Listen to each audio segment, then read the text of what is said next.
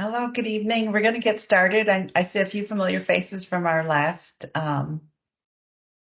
session. We did a information session on the RN to BSN, and this one will be on the Concurrent Enrollment Program at U of L. I'm Dr. Diane Riff, the director of the program, and who's with me to help explain our program tonight is Lauren McCurdy, our academic advisor. So I'll get started. This will be recorded, and I'm going to make sure that I thought I saw. I'm just going to click it again. Oh, it's recording. Okay. And each of you will receive a copy of this presentation afterwards, should you have questions, and also our contact information. So just want to say welcome. Thank you for coming out on this Thursday. I know it's getting later in the night. It should not be a long presentation, but hopefully answer your questions the best we can and give an overview. We're really excited about this program. It's really its first year up and going, and with all of the Ivy Tech campuses and all of the KCTC campuses. We piloted it with one campus at each of the schools, the KCTCS and Ivy Tech, with great success. So it is now going with all of the other schools. We have a contractual agreement. So it's not just something we say, hey, you can do this, but we've agreed how the courses will work together and how admissions will happen and how you'll keep your financial aid with your primary institution. So there's a lot of details that we worked out to make this a nice option for you guys. So quite honestly, I think it's an option that if I had known about 1,000 years ago when I started out, it would have been a great one. So we're excited to share it with you. So as I said, I'm Diane Riff, the director, and Lauren McCurdy is here. Lauren, you want to just wave at us so we see your pretty face? I know she's there. You are. Oh, yes, I'm here. Sorry. Hi. Okay, no, I'm just saying, just say hey. Yeah. Okay, so yeah, Lauren's here, and as we go through, she can answer some of the questions I can't, and we work together to answer all your questions. Okay. So as I said, it was a piloted program, and now we're glad to be partnering. We're all in this together, and I think, however, we can get nurses out there. We're all serving the public, and as we know, there's a big shortage, and it's not going anywhere quickly. So the different options, I think, the more options we offer students going back to school, the better it is for everybody. So what is a concurrent enrollment program? We abbreviate it CEP. Like I said, it follows an agreement that we've had. So this is something that beyond just Lauren and I saying, yeah, we like it, but both schools have looked at it, the lawyers, the financial aid people, so we know it works and how the courses will go towards your degree and all that while you're still enrolled as a student. All that's been worked out, and we'll give you more details as we go. In the case of a concurrent enrollment student, you're actually have a visiting student status, so that way allows you to keep your primary institution as your KCTC or Ivy Tech school. We do have allotted 6 of the 11 courses that are in our nursing courses in our program that you can take them early. And we do require that, and I'll go over the requirements for each of the schools, that you have a successful semester at each of your respective associate degree nursing programs. And I'll give you more details on that in a minute. The main reason for that is we really want you to be a successful nurse before you are a successful BSN nurse. And for many students, that means you can take them concurrently. And for others, and there's no shame in that, it's enough to do life in nursing school and families and jobs and responsibilities to just knock out one at a time. But this is just, again, an option. We learned about this option several years ago, both in Arizona and Florida. It's a very popular model where many of the associate degree programs, up to as much as half of them in Florida and same with Arizona. This is just kind of what they do. They concurrently enroll and they get to the bachelor's a lot quicker. It's a quicker path if that's for you and if that's how you choose to progress. None of you're not locked into it. So I'll start with the admission criteria, which we came up together with the Ivy Tech leadership, the deans at their schools. And for them, the cumulative GPA is in that range. And pretty much if you are in a nursing program and doing well, your GPA is going to be above 2.2. And then we've had students already where maybe there was an exception where maybe there was a lower, pre-nursing school grade that brought it lower. They have considered on both ends, we've considered taking students that might have had slightly different variants on that. But Ivy Tech clearly said they want a minimum of a B grade in the first two courses that you take there. And I always ask Lauren because I'm not great with numbers, even though I'm a good nurse. What are the two courses that she knows the numbers on the Ivy Tech courses? Yeah, NRSG 100 and NRSG 115 L. So one is the lecture and one is that first like a lab practicum or a practicum, that goes with it. So they want you to be successful. Again, we want you to be successful. How bad would it be if you try to do both and neither worked out? So we just want you to have that proven success at least one semester, and then you can start in. So with KCTC schools, it's real similar. They want that first semester. They didn't name the name of the courses, but I know you have a 100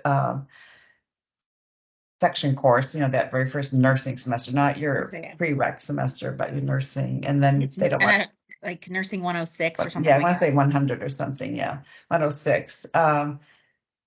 No prior failures on a nursing course. And again, that we've seen an exception or two is like occasionally, you started out, had a rough time, and then you redid the course right away and did well. But generally, as a rule, we want you to be successful. So that kind of the criteria they agreed upon. And then both of the schools to be in good standing. Obviously, if you're not a student there or, for some reason no longer in school, it's not going to work. But if you're in good standing and had a good semester, and it's often students will apply before they finish that first semester, right? And then we'll look at the unofficial transcripts. So this does not require that and we'll get into admission in a minute, but that you send transcripts, because we know by the time you get your transcripts, it'll be too late. So you kind of do a screenshot, and that shows that you're successful in your current program.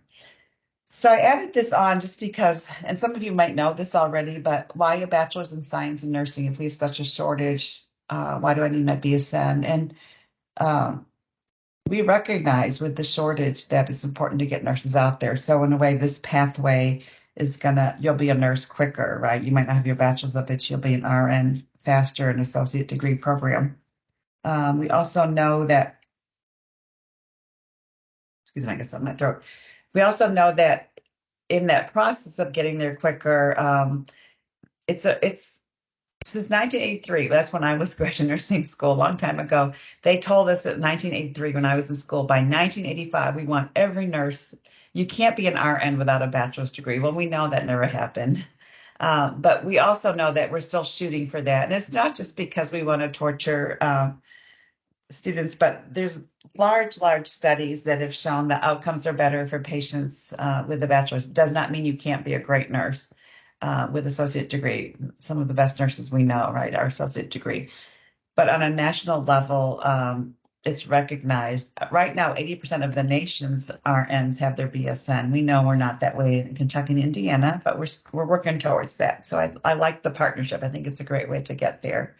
We also know it opens up a lot of doors for you, stepping stones. So if you want to be a nurse manager or a case manager nurse, or you want to stay at the bedside, either way, it's a stepping stone. If you want to go on and be a nurse practitioner or clinical nurse leader or a nurse educator or nurse anesthetist or nurse practitioner, all kinds of options open.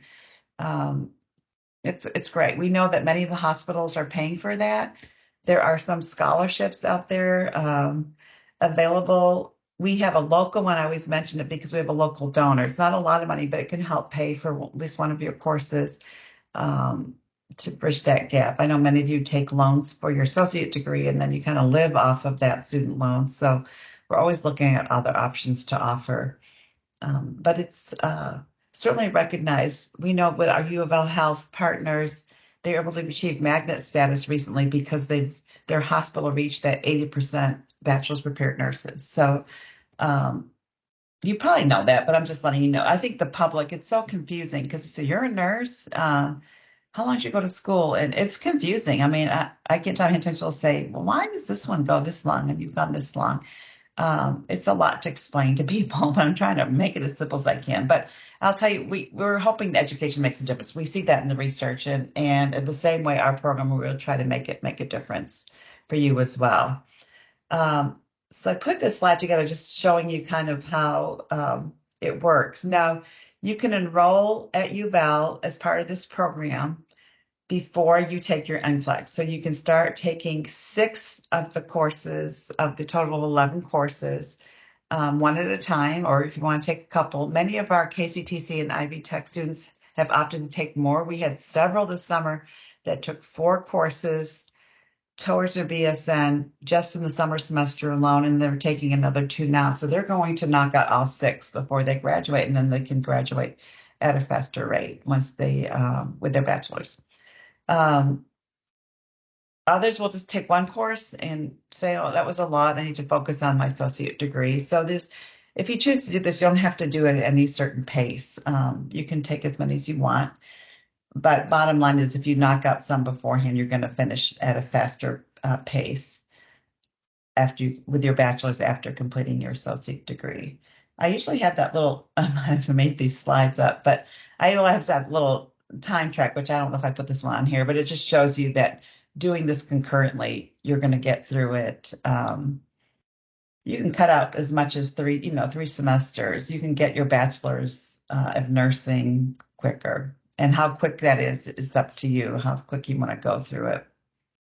But up to, as many as a few semesters earlier.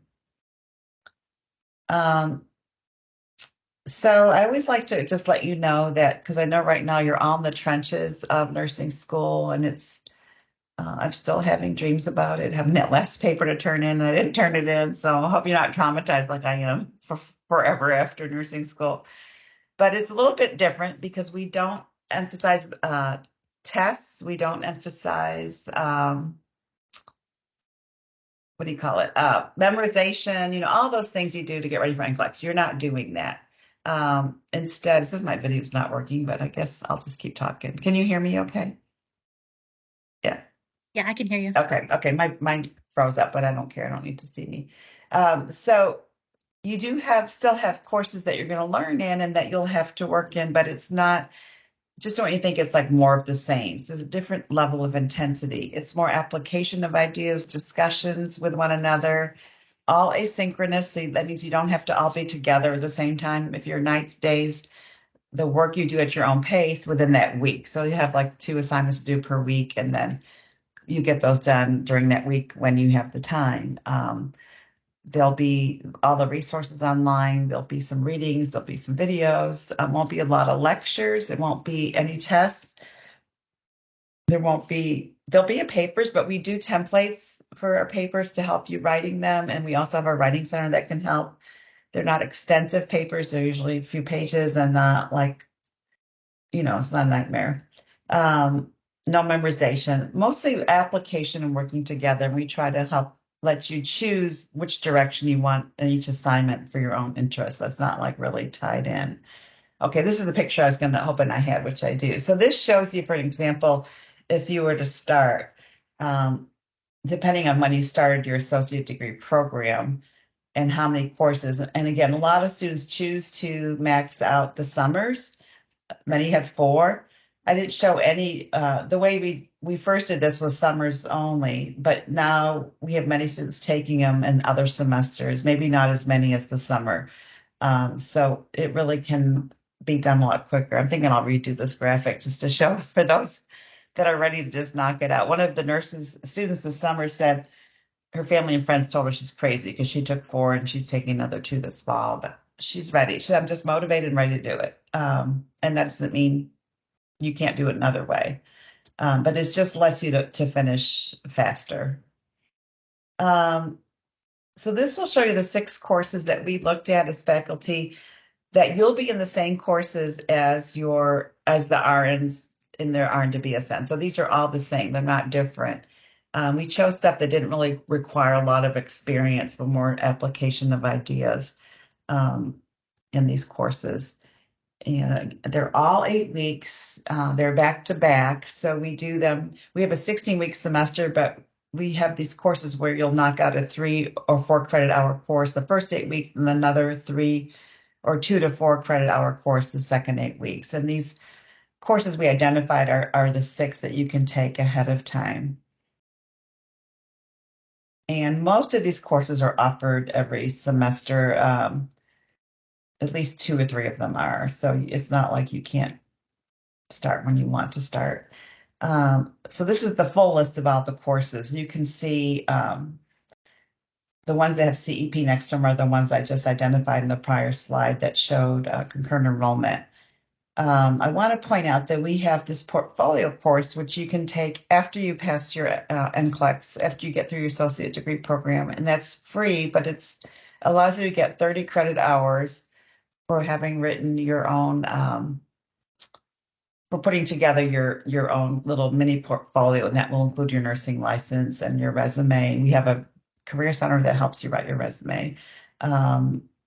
But that's a big benefit. The other thing, which I didn't include yet, I might be coming up soon.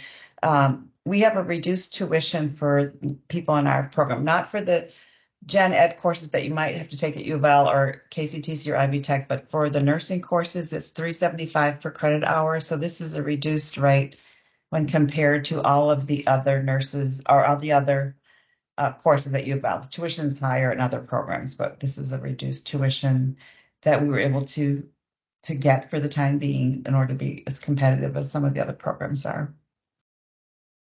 I will point out too, and this is a long way down the road if you're an associate degree program now, but we do have a small, it's 84-hour leadership practicum. It's not a clinical like you'd expect in the hospital, but you do it on your own time, on your own turf. Many of our nurses this semester are doing this practicum or this clinical on their places of work. They're doing it, staying after work and doing like an extra project or something, but that's a requirement to be an accredited school.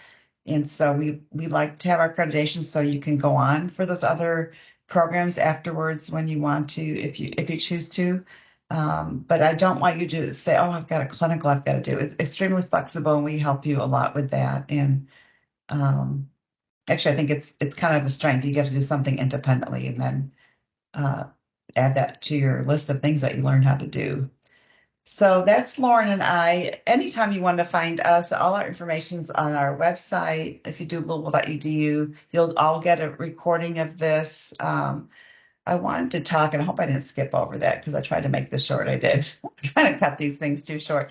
I wanted to let you know that about, and I'll let Lauren talk about unofficial transcripts and how we look at those and how their application would go. I think I did more on the application on my first presentation than I did here. Yeah. So Lauren, tell us about application and enrollment, and I'll stop sharing the screen. So I would say looking at, I've got a question in the chat about finishing your first semester 12-15. I think you could probably, if you're gonna have your final grade, the university will close a little bit or around that date. But that's okay. I'd say just go ahead and apply to the concurrent enrollment program. Probably by December 1st is a good date to keep in mind.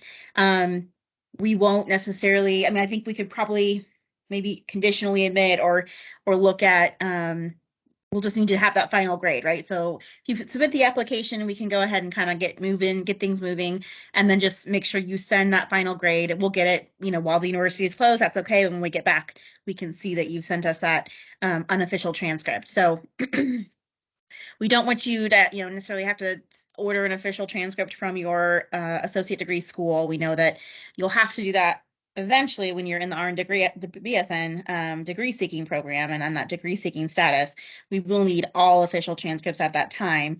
But we didn't want you to have to order one that may only have, that one semester grade on there.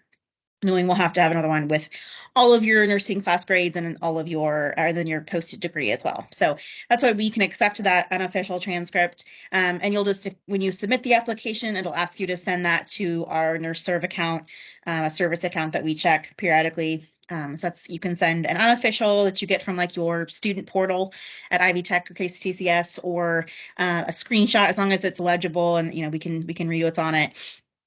Any of that is fine to submit to us, just so we can see that you meet the criteria, right? You meet the GPA minimum, you don't have prior nursing failures, you have the grade minimum in the first class, you completed that first class. So I would say if you're going to complete the first semester in December, if you're wanting, if you feel confident that you're going to get, at least that grade minimum that you need, then go ahead and submit the application, and then we'll just make sure we check that final grade and make sure you're eligible before January 8th when classes start. So I think we'll come back the second or the third, one Right. of those two in Right. January. So we'll be here a few days before classes start, so we can just kind of make sure, Mhm. check that we've got that final grade, and that should be Mhm. okay. There's no application fee for the concurrent enrollment program. We go ahead and waive that fee because we know you're going to have to do another application for the RN and BSN program when you're a degree seeking student. So when you finish that associate's degree in nursing, you've got that final degree posted, and you are going to actually finish the BSN here at UofL, you will submit a new application as a degree seeking student, and you'll pay that application fee then. So there's no fee for concurrent enrollment applications, but there will be one later for the RN to BSN degree seeking program. And it's a $25 application fee, so it's not too terrible. Did that okay, answer your question, Amanda? Okay, sounds like it did. Um, Classes start January 8th. Like I said, I'd say December 1st is a good kind of date to Mhm. go ahead and apply if you're wanting to get started. If you're Obviously, if you already finished your first semester, maybe in the spring of 23, you'll already have that grade, and we can go ahead and kind of move forward with that. But if you're like Amanda in that first semester, that's okay. We'll just get your unofficial transcript as soon as you have that grade posted, and make sure you're okay to get started in January. Um, Any other questions? I know it's yeah, so it's a lot, but like I said, yeah. you'll get this, and then um, we have, so like when you're ready to enroll, like Lauren says, she recommends if it was for, January, to do that December 1st. But say you're thinking, I want to wait till summer, you can do that then Mhm. by like April 1st. Yeah. And we And have the then, two, I'm sorry. no, go ahead. No, go ahead. We have the two bright start dates in each semester. So January 8th will be the first half, and then we'll have that second 8 weeks that Mm, starts in right. February, end of February, probably February 27th. So I would just say apply by February 1st if you're wanting to start then. And then for summer, we usually say April 1st is a good date. But just make sure you're giving yourself about a month or so to get your application in, your transcripts reviewed, get an admissions decision set, Get your and books, then yeah, all that yeah, and stuff. then get it Mhm. rolled. We just have a quick advising appointment just to make sure I can give you permission for what you want and get you enrolled. And then try to go over, what your plan might be if thinking about taking one class, two, three, four, whatever it is. And then get enrolled and get those books and everything, and get financial aid worked out. So just to give yourself some leeway, so Mhm. you're not rushing for all of that. Um, Speaking of financial aid, there is the option for a consortium agreement. So, as Dr. Riff mentioned, you're going to be a visiting student here at U of L, so you can maintain your associate's degree community college student status, right? In case you have certain types of like grants or aid that are dependent upon you being a student at a 2-year college.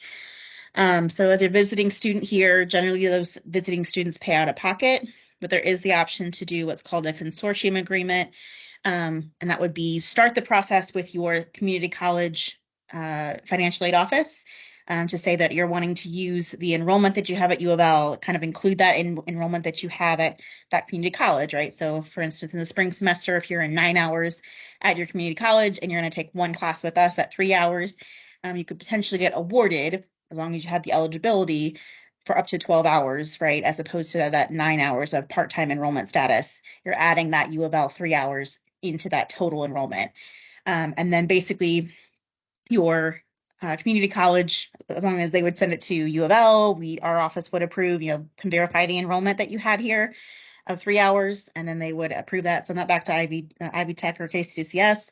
And they would Ivy Tech or KCCS would disperse the aid. You'd probably get a refund and you'd have to pay your bill. So it doesn't cut everything out. It doesn't cut the check to UofL or anything, but just know that you could potentially get additional aid so that it could use that refund to pay your bill at UofL. But that's the part that can certainly take a little bit of time. You're communicating with 2 universities or 2 colleges. Mhm. And it could take a few weeks to get that paperwork figured out. So that's why you want to give yourself some time. But if you're planning to pay, you can also do like a payment plan with the bursar's office. You can pay out of pocket. So if you're planning to pay, just by yourself, it won't be that complicated. But just keep in mind if you're hoping to use federal aid, it's going to require a little bit of back and forth to get things worked out. Yeah, we know it's messy, but we do messy. We try to make it easy as we can. It's Yeah. always like, I didn't hear back from this. Like, we'll get you through it. But that's the And nice part of the also, summer too, is that we have that right. scholarship option. So you at least could get some type of funding to help. So maybe makes that paying out of pocket or payment plan a little bit more And we've had a feasible. few concurrent enrollment students that opted to start like the second 8 week in the summer. Say you're just like got through, you're like, I need to take a breath. I just finished my first year of nursing. So it would work the same way. You would start apply, but then you just take the second 8 week, not the first 8 week course. Someone just had a question. Do you see it, Lauren? Yeah. If your employer is willing to pay for tuition. So we have that program, of course, with the UofL Health, or I'm sure there's other ones. I see that you're an Owensboro student. For UofL Health, it's more streamlined since we have that fully funded program, and that's kind of a university partner. For other employers, if you have benefits, you want to see, like Dr. Riff had said, how are they going to pay? Are they going to pay up front? Are they going to, are you going to be kind of responsible for it up front, and then they'll reimburse you when they have your final grades, things like that.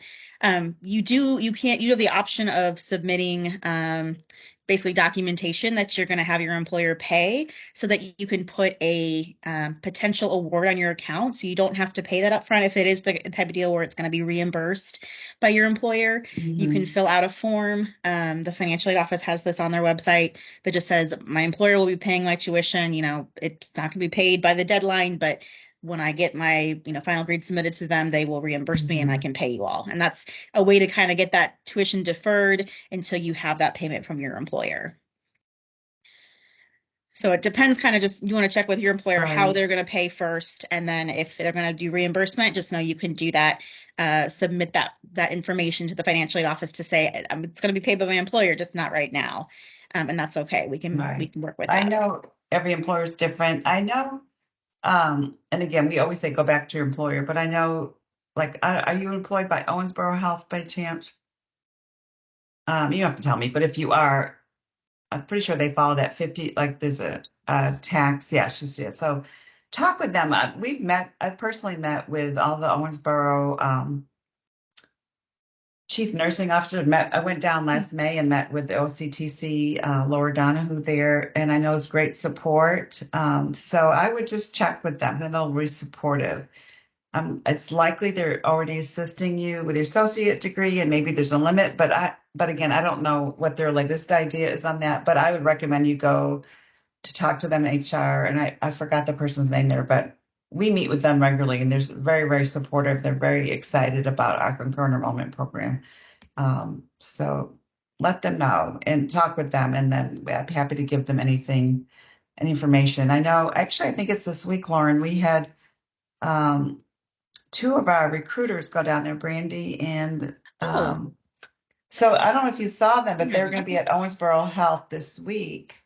I think it was today, and was it? I would say it might have been today. Yeah, it might have been today. Might have missed it, but they asked us to come down and talk about concurrent enrollment in our BSN. So Oh, you know what? I think it's today and tomorrow. That sounds familiar. Yes. Yeah, I think it's both days. Okay, so Amanda stepped away. Amanda, are you from are you the Owensboro Health one or no? Whoever's from Owensboro area, there's going to be at Owensboro Health. We're going to have people from our program there tomorrow, or representing UofL, but you're getting the same. I'm from Norton, okay? Norton. And Norton too has tuition programs. So again, at this time, there's such a shortage, general rule that employers are doing all they can to support you through your program. So keep talking and keep asking your HR because it's to their benefit, for sure.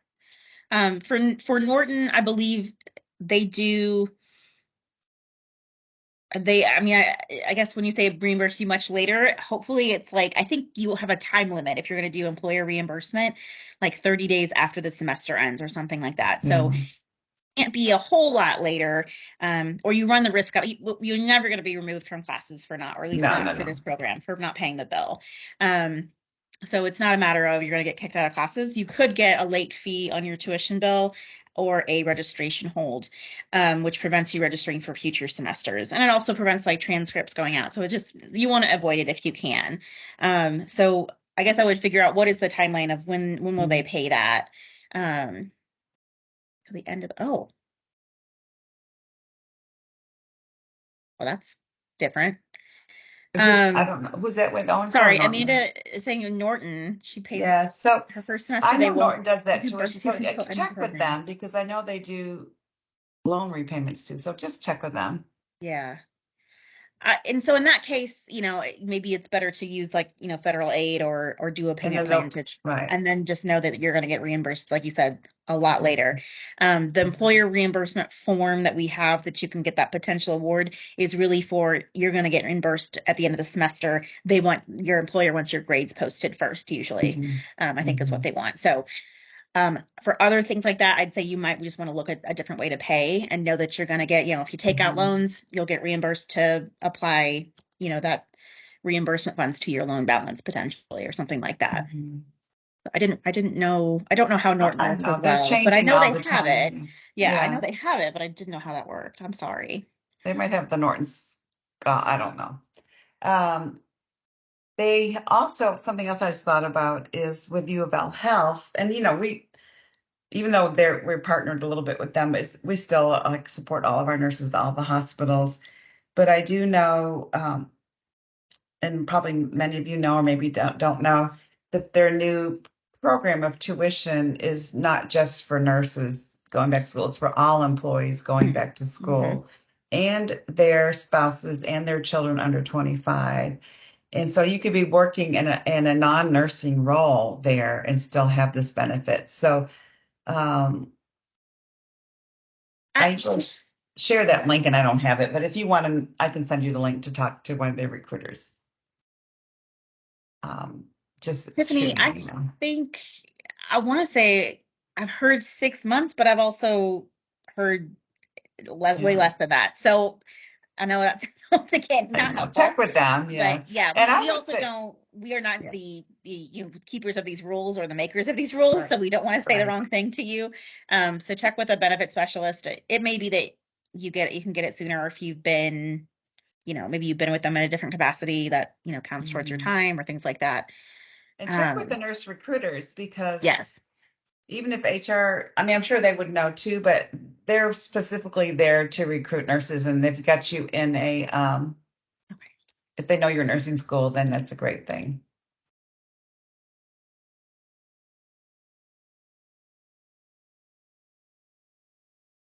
Yeah, I'm Yeah. So sure more, nurse yeah, recruiters are probably easier to get a hold of right. than HR I know benefit the U of L specialists. one, they tell you they'll answer you one-on-one within like 48 hours of you reaching out. So Oh, okay. yeah. And if you're not hearing back, get squeaky because you're going to Yeah. be a very valued worker.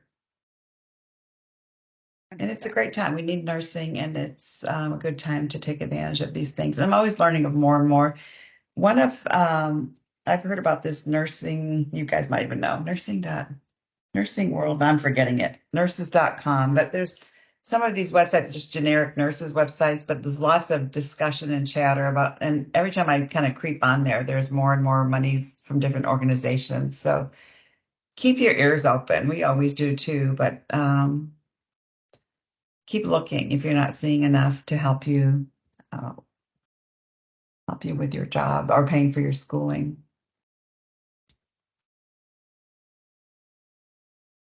So I know we were fast, but if you have more questions, again, go to our website. Ask us. When it comes down to actually enrolling or applying for the concurrent enrollment, we have a step-by-step process we can share because it's a little strange, the application thing, and we don't want to get lost. So before you set out to do that, let us know. I'll send you our step-by-step directions. So how much is it per credit hour? It's $3.75 per credit hour for the nursing courses. We do have a scholarship. I think Lauren said that about our scholarship we have to help with some of our students. That we'll share that too with you all when for those For that the apply. for the summer semester. Yeah. Mhm.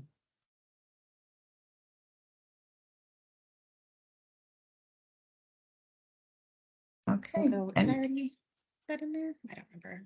I did. Okay. Right. My email is up there. It's up there. If you have questions, feel free to reach out. Yeah, if you think of something later, if you want to Right.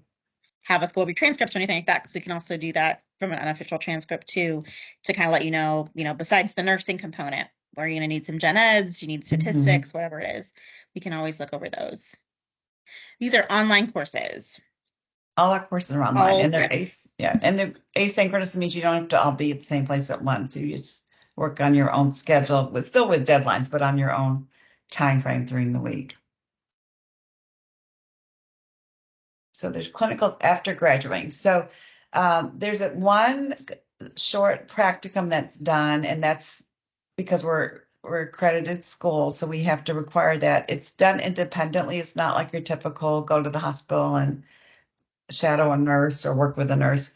You take a little leadership project either at your place of work where you stay. Some of our nurses this semester are staying after work and working on some education stuff that they wish they had for their patients that now they're doing as part of their project, or they're going to a local community center and implementing some type of teaching on high blood pressure, just something that you'll work together. You'll be paired with a faculty member that will help you. You do it on your own time. Some students knock it out in a couple weekends. Others will just do a few hours a week. It's 84 hours, but a third of those hours can be done just doing research for the project online. So it's very doable because you have 16 weeks to finish it in the semester that you do it. And this is all after your associate degree.